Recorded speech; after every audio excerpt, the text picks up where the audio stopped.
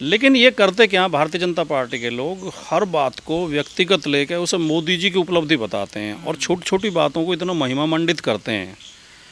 अब ये कह रहे हैं कि विश्व गुरु हो गए मोदी जी, इन्हें यही पता नहीं, इनका एक तो ज्ञान का स्तर इतना निम्न होता है, ये पढ़ते लिखते हैं नहीं, इनका ज़्यादा मेंटल स्टेटस जो बहुत ज़्यादा अच्छा होता नहीं है।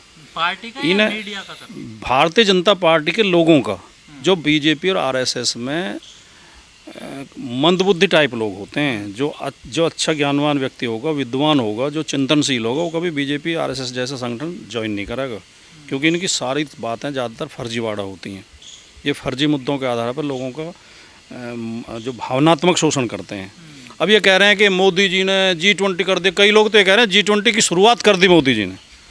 भाई G20 एक इंटरनेशनल ग्रुप है, पहले से ही है, 20 देश उसमें हैं, उसके संविधान के अनुसार हर साल अध्यक्ष बदल जाता है और हर साल अगले देश में जो अध्यक्ष बनता है उसके यहाँ का सम्मेलन होता है।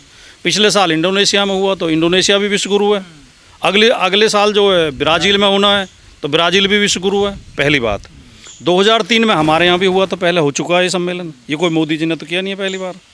तो फिर ये 20 साल बाद हमारा नंबर आना ही था, चाहे कोई भी प्रधानमंत्री होता, किसी भी पार्टी की सरकार होती, उसमें तो मोदी जी का कोई योगदान नहीं है। तो ये जो इस तरह की बातें करते हैं। दूसरी बात, इससे पहले इतने बड़े बड़े आयोजन हो चुके हैं। 1983 में गुटनिरपेक्ष सम्मेलन हुआ था जिसमें 100 देश शामिल हुए थे। एशियाड का आयोजन इंदिरा गांधी कर चुकी हैं, कॉमनवेल्थ का आयोजन कर चुकी हैं पहली सरकारें, वो भी शानदार आयोजन हुए हैं।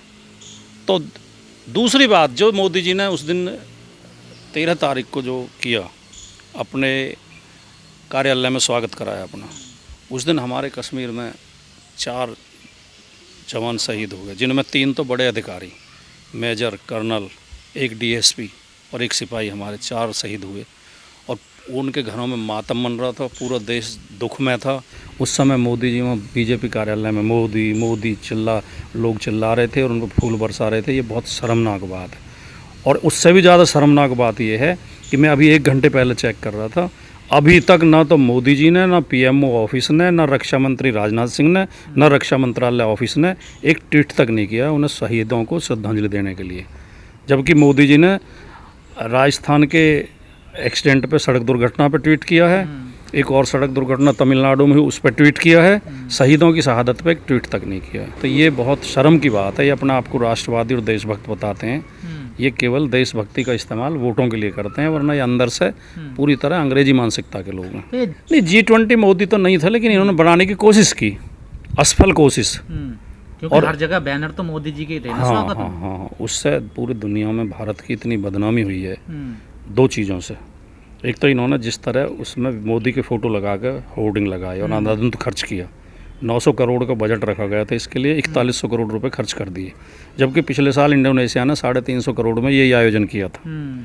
पहली बात तो ये। दूसरे, जो मोदी को CNN के रिपोर्टर ने दिल्ली की सड़कों पर खड़े होकर रिपोर्टिंग की, उनकी वो रिपोर्टिंग बहुत ज़्यादा वायरल हो रही है पूरी दुनिया में, कि भारत की सरकार ने G20 के बहाने अपनी पार्टी का प्रचार किया और मोदी जी का प्रचार किया और चुनाव के लिए इसका इस्तेमाल किया।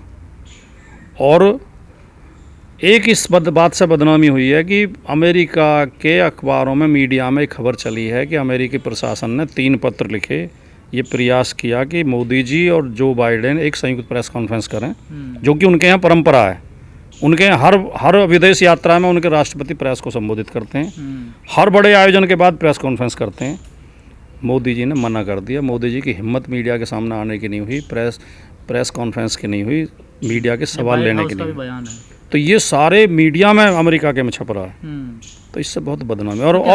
और फिर जो बाइडेन ने वियतनाम में जाकर क्या बोला, उन्होंने कहा भारत में लोकतंत्र खतरे में है, मानवाधिकार खतरे में है और प्रेस फ्रीडम खतरे में है।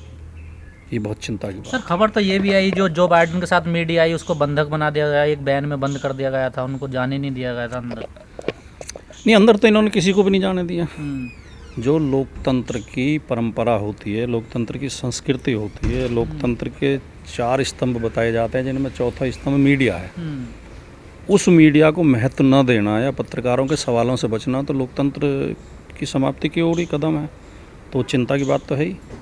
लेकिन जैसे आपने कहा कि G20 को सफल मान रही है बीजेपी, और बीजेपी से ज़्यादा सर मीडिया सफल मान रही है उसको। तो केवल जो मोदी भक्त मीडिया है, जिसे गोदी मीडिया कहते हैं, जो गोदी मीडिया है वो देश के लिए एक बहुत बड़ी समस्या हो गई है। बीजेपी से भी ज़्यादा चिंता की बात वो है, जो अंग्रेज नहीं कर पाए वो ये कर रहे हैं गोदी मीडिया के लोग। ये रात दिन हिंदू मुसलमान का डिवीज़न करते हैं, जातियों का डिवीज़न करते हैं।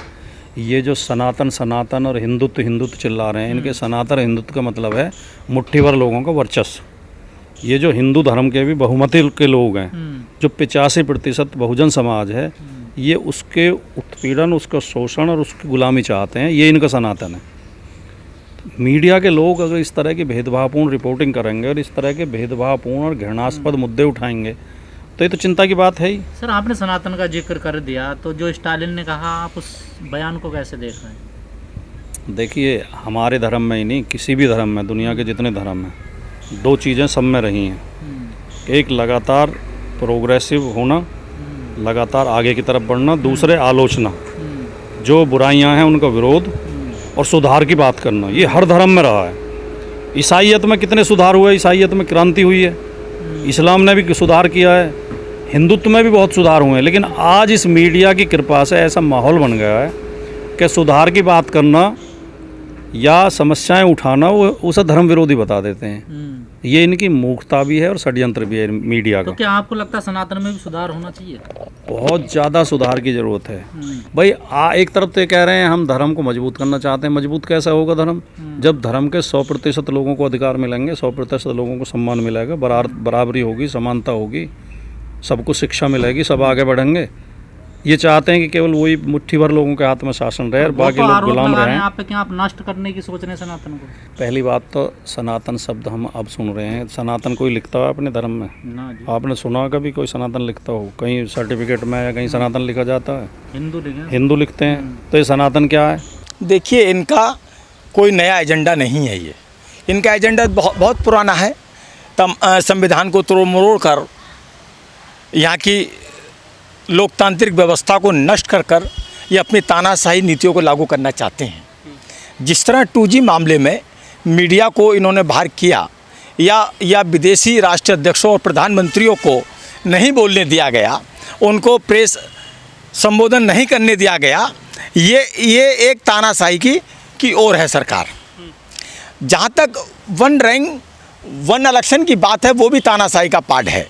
हाँ, 2 बार चुनाव भारत के अंदर हुआ है, जो जवाहरलाल जी ने एक साथ कराया। चूँकि यहाँ की राजनीतिक परिस्थितियाँ, विषय और मुद्दे अलग अलग होते हैं हर राज्य के। कहीं सरकार गिर जाती है, कहीं सरकार 5 साल चल जाती है।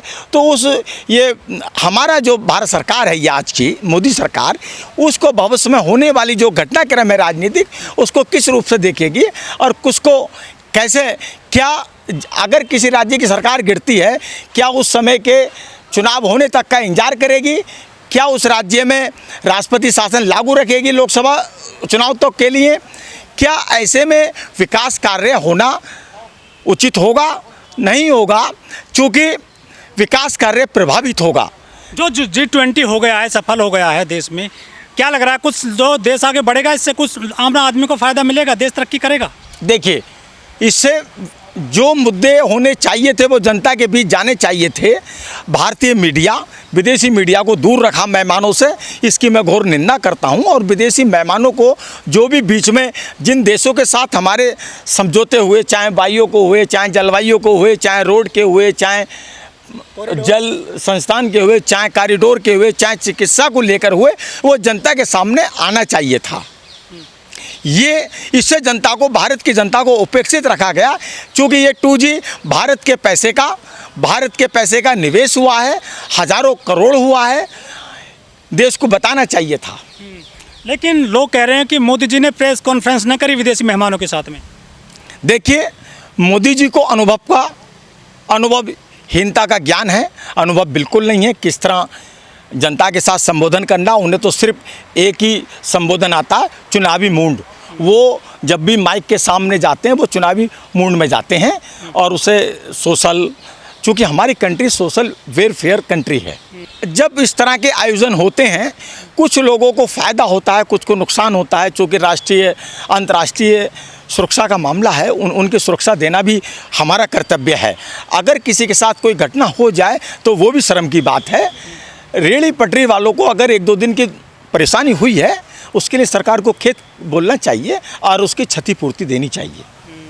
लेकिन कुछ मकान भी तोड़े गए हैं, कहीं पे जो पॉलीथीन लगाई गई है गरीबों के मकानों के आसपास दीवारें लगा दी गई। देखिए, जब गुजरात के अंदर, अहमदाबाद के अंदर ट्रंप आए थे तो इन्होंने गरीबी बस्तियों के साइड और रोड के किनारे बड़े बड़े तिरपाल लगवा दिए थे ताकि गरीबों को दिखाई नहीं। इनकी पुरानी योजना है। अगर दूसरे देशों को पता चलता कि भारत की राजधानी में आज भी गरीब हैं जो कि झोंपड़ी में रहते हैं तो इनके ऊपर क्वेश्चन उठते और अगर वो यहाँ का सही आईना दिखाते तो भारत की योजनाओं को और भी सोशल वेलफेयर जैसे आवास योजना है, अन्य योजना है, गरीबी उन्मूलन की योजनाओं को बल मिलता। इन्होंने गरीबी छुपाकर, मलियन बस्तियों को छुपाकर ये अच्छा काम नहीं करा और उससे विकास और बाधित होगा।